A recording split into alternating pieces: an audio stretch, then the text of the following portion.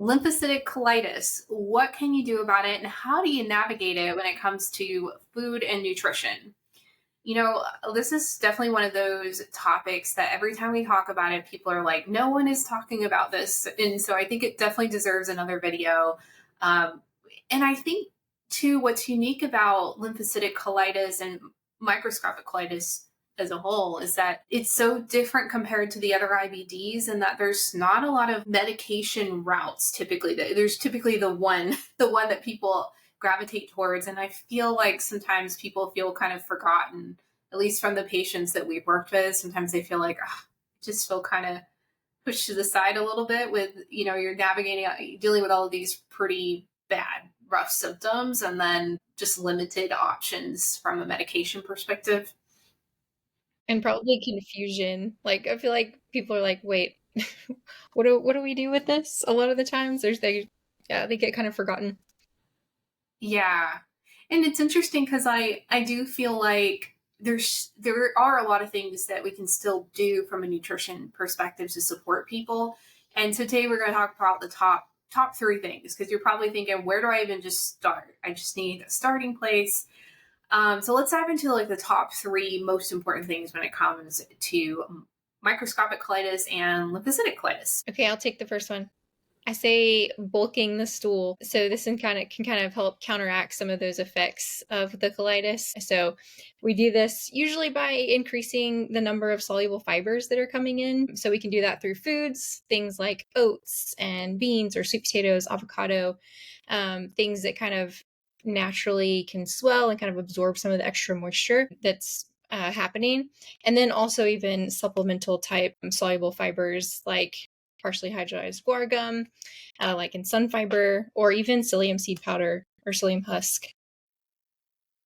Absolutely. That's always first line of defense. Yeah. Absolutely. Yeah. Yeah. I'm going to say what everyone's probably thinking when they hear that, at least this is my experience from patients, is that there's some fear sometimes when you bring up the word fiber. But just know that fibers can be so different. So not all fibers are the same. They all have different properties. Some we use to reduce symptoms. So it can be used in a targeted way. So if you're nervous about that, start slow and get some help if you need it. Yes, fiber's your friend. Yes. All right. And then number two is hydration. Making sure, so not just getting enough fluids, but when you are going to the bathroom, more than 6 times a day on a regular basis, you're going to also need to think about electrolytes and making sure you're getting enough. That's priority number one, because that can definitely drive a lot of fatigue for people. So making sure that you're getting your electrolytes covered and that you're getting adequate fluids would be the number two thing to think about. So the third and final thing that is on all of our minds is being mindful of some of those common gut irritants.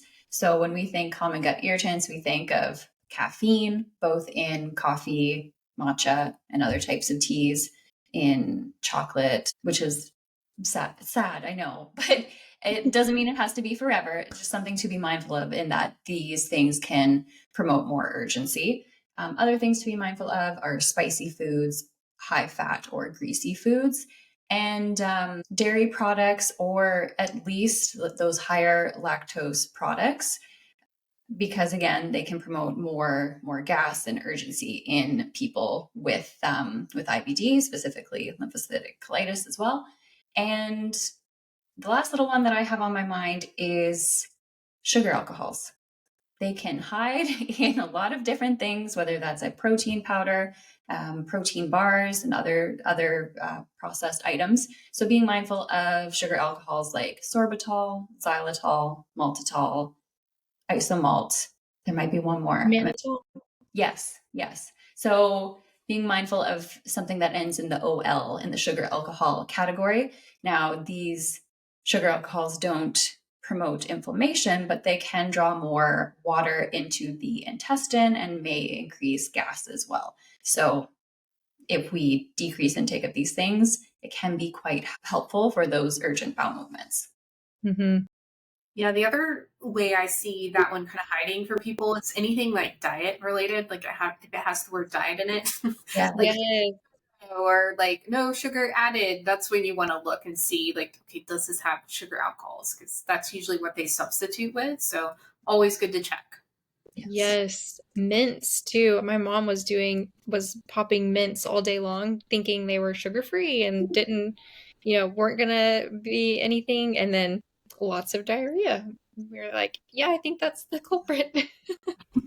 Yeah, so when it comes to this sort of thing, if you're feeling kind of stuck and you're not sure where to go, we do have an ebook called, it's our Microscopic Colitis ebook. It covers lymphocytic and collagenous colitis, and we kind of go through the basics of where to start and in a more thorough way than this video is.